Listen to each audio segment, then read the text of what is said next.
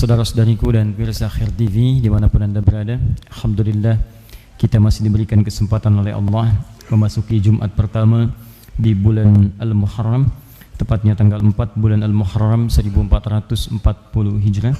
Semoga dengan awal ini di tahun yang baru, di Jumat pertama di bulan yang baru, kita dilimpahkan keberkahan oleh Allah Subhanahu wa taala, dan semoga ini awal untuk menata hidup kita lebih baik dan menjalani dengan penuh kemuliaan di sisi Allah Subhanahu wa taala hingga berpulang kepadanya insyaallah.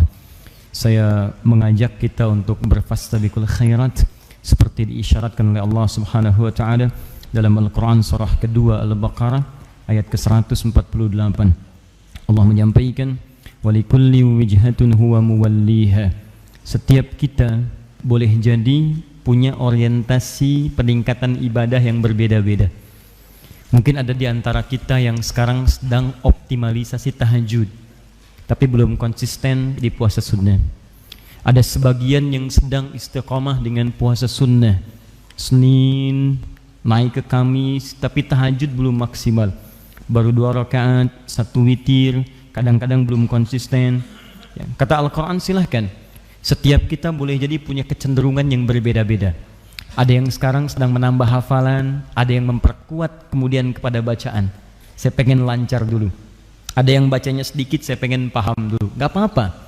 Tapi yang paling menarik kata Al-Quran, fastabiqul khairat. Ayo berlomba untuk menghasilkan kemuliaan-kemuliaan, kebaikan-kebaikan dari orientasi yang beda-beda tadi.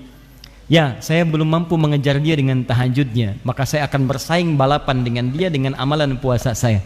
Bukankah keduanya memiliki nilai-nilai pahala kebaikan? Ya, saya belum bersaing dengan dia dalam hafalan, tapi saya akan berlomba dengan izin Allah dengan pemahaman ayat yang sedang saya pahami ini. Nah, saya punya keyakinan setiap kita belum tentu bisa disamakan dengan peningkatan ibadah yang serupa, tapi kita bisa berlomba minimal dengan diri kita di masa lalu, bahwa kita saat ini lebih baik daripada kita di masa yang lalu. Jadi, masa lalu adalah sesuatu yang telah kita tinggalkan. Hari ini kita lebih baik daripada yang kemarin, dan kita mesti punya visi di masa depan lebih baik di masa kini yang sekarang kita sedang jalani. Karena itu kita berusaha mulai hari ini, seperti saya janjikan di pertemuan yang lalu, karena kita punya visi sampai dengan kembali kepada Allah sebagai bagian dari ahli Al-Quran, maka saya akan mulai fokus di detik ini dalam beberapa kajian ke depan untuk menghidupkan nilai-nilai Quran dalam kehidupan kita. Entah itu dari sisi bacaannya ataupun pemahaman isinya, terlebih kemudian untuk menghafalkannya dan mengamalkan petunjuknya dalam kehidupan kita sehari-hari.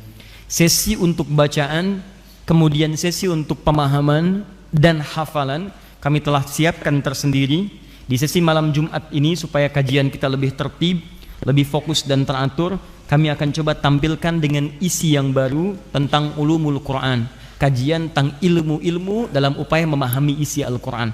Seperti apa saat Anda membaca Al-Quran, Anda bisa mengetahui turunan ilmu-ilmunya, yang dengan itu insya Allah dengan izin Allah Subhanahu wa ta'ala kita bisa memahami isi Al-Quran sesuai dengan pendekatan pengetahuannya.